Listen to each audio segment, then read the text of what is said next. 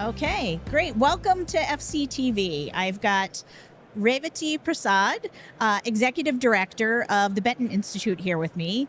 Her work has focused on closing the digital divide and helping connect underserved communities throughout the U.S. She brings a smart, practical perspective on why broadband access matters so much in everyday life. Thanks so much for joining us, Revati. Thanks for having me, Maggie. All right, great. So let's get into it, okay?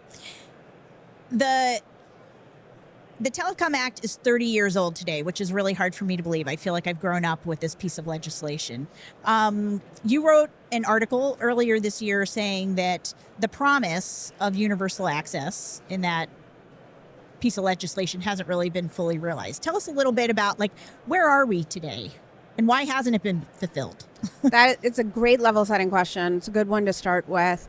So the the Telecom Act was the first instantiation of universal service as a principle in legislation in the U.S. It really set out to connect everybody to telecom service.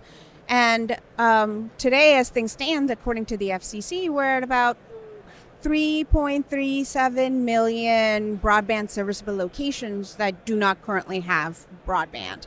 And we know that even after the big Infrastructure Investment and Jobs Act broadband program, BEAD, we will still be left with about 1.3 million units that won't have broadband. And by broadband here, I mean 100 down, 20 up. So that's just sort of the size of the infrastructure issue, the fact that people don't have the access to the internet. There's the second issue that even when there is access, people aren't as connected as you would think. It's really easy to forget if you live your life, as I think we do, in ubiquitous, seamless connectivity, that for 9 million households in the United States, according to the Census Bureau in 2024, don't have home internet. Unsurprisingly, a third of those households make less than $20,000 a year.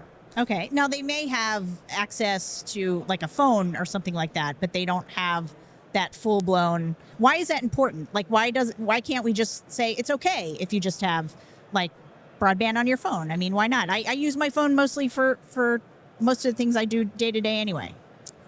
Absolutely. But there is a very substantial difference in what you're able to do. We have a ton of research to sort of document this, that what you're able to do on a large screen format device versus what you're able to do on a phone. Have you ever tried to apply for a job on a phone? Ever tried to fill out a form? Ever tried to do a whole bunch of things that require much more complicated when you're not just consuming internet and you're not just consuming content, but rather trying to do productive things with it? You need a larger screen. And to that, actually 1 in 7 households don't have a large screen device. The numbers for that are actually worse than home connectivity. So device divides are massive in this country. Okay. Now, there's been a lot of money thrown at this throughout the years, right? There are lots of federal programs, and the latest one you mentioned is the BEAD program, right? So tell us where we are with that.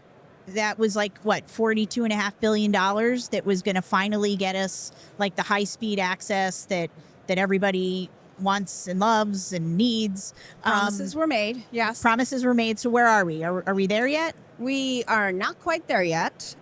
So with the change in administration, some of the things under the BEAD program have changed.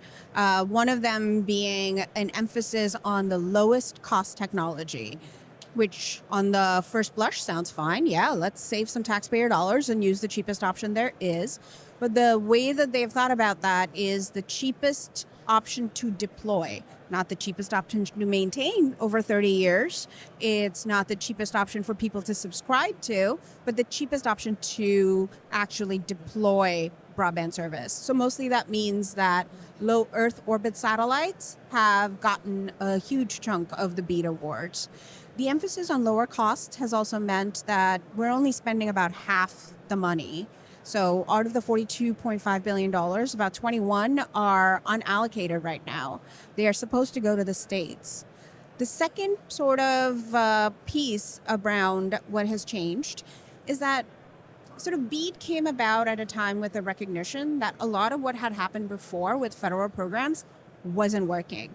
And part of that was that you were trying to get like a federal solution to a local problem. And one of the big choices that was made with BEAD was that we're going to put states in charge. States are going to design their own program. They're going to pick their winners, and they're going to make sure that it actually gets done. And they're going to have real teeth on how to make sure of that.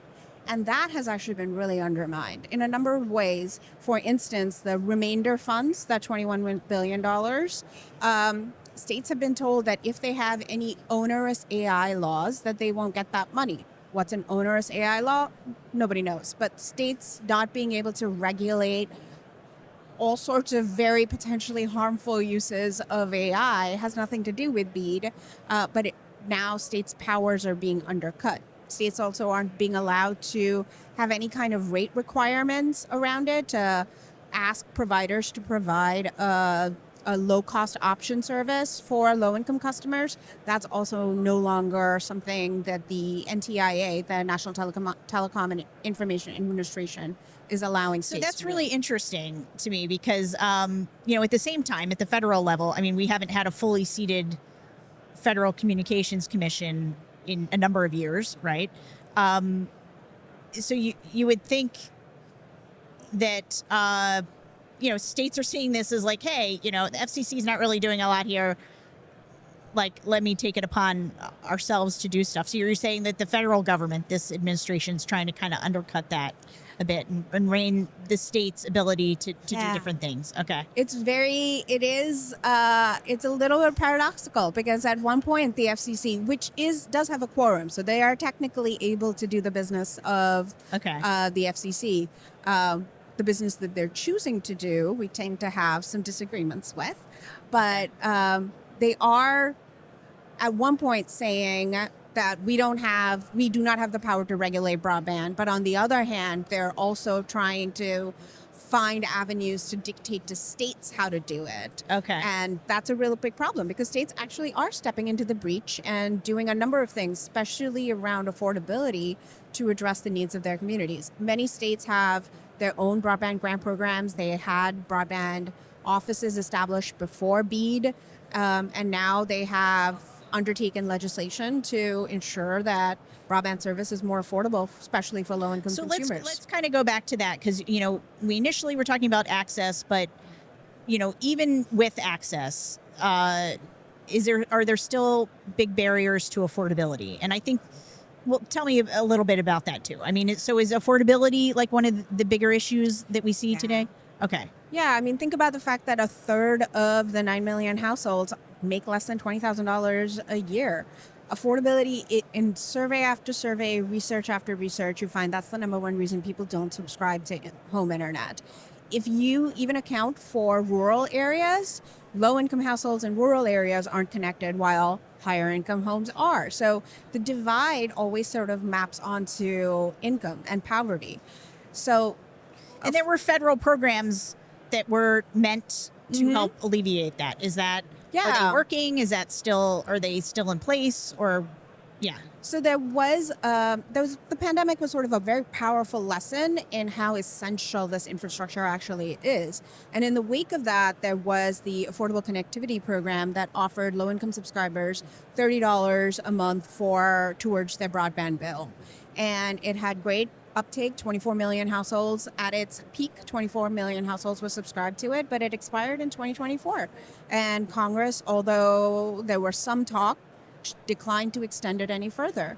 And what that means is of those 24 million households, I think research shows that about 6 million have disconnected, and we don't really have great insight into how many of them have had to make difficult budgeting choices. A lot of them may have downgraded their service. We actually did this qualitative interview study around people that had ACP and were going to lose it and then eventually lost it. And there's this way in which one of them said something about when we had it, we almost felt normal. It was only $30 a month, but it relieved a little bit of pressure when cost of living is so ridiculously high. And that has that's been a real missed opportunity. Because to go back to your first question, it's like, what does the digital divide look like right now? We had ACPs just saw a genuine addition to the number of broadband subscribers. You saw an uptick in rural areas that brought in new people signing up for the internet because of the ACP. Yeah. So often we talk a lot about rural communities and residents who are unable to be connected or it's unaffordable. You mentioned the urban and suburban divide here too, but tell us a little bit about the redlining and the effects of redlining. And for those of people who don't really know what that is, maybe you can just give like a brief explanation of when we talk about redlining, what are we talking about? Right. So when we talk about digital redlining, we're talking about how sort of the topography of the digital divide. We were talking earlier that the term digital divide was coined in the 1990s, around 1994. And there was a series of reports by the NTIA called Falling Through the Net.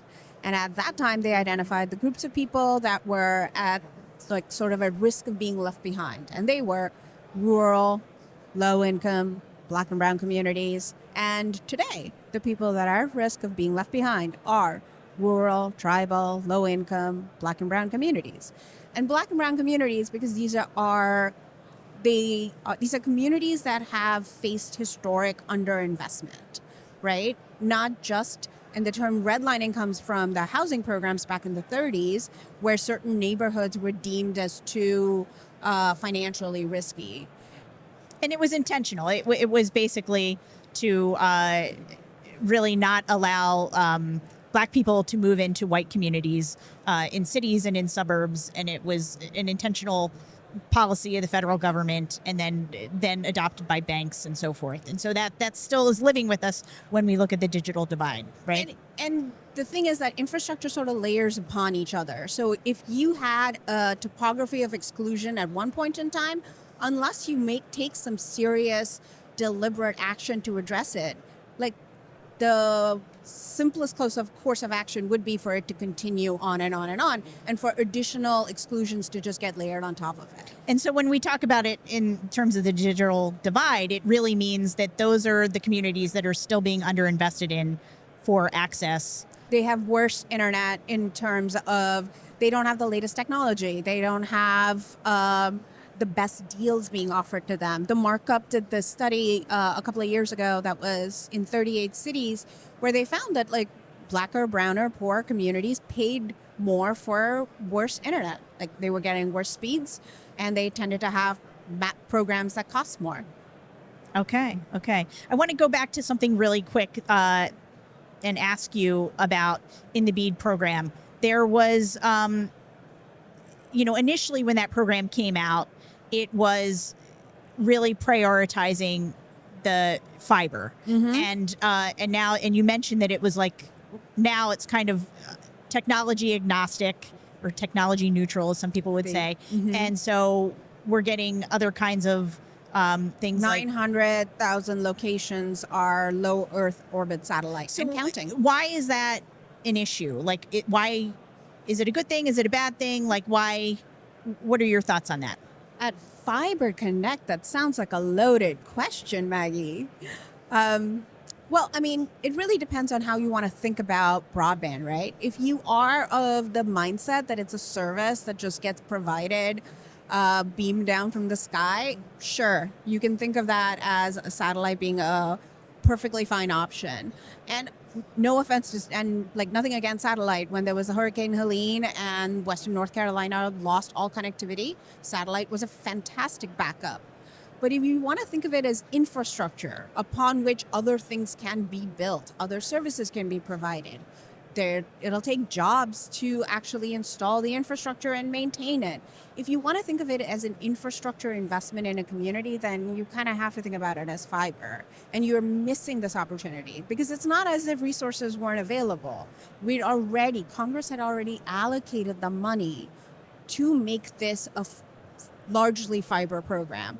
West Virginia's plan was ready to be sent out, and that was going to be 100% fiber and still $95 million under budget. with the change in rules, they had to scale back some of their fiber deployments to now they've still managed, like, I think 95% fiber. They've done a great job. But what was wrong with 100% fiber? Right. Okay, good point. So as we're wrapping things up here, what are things, we've been talking about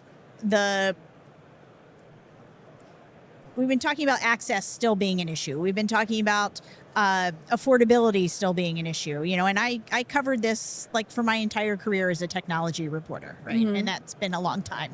Okay.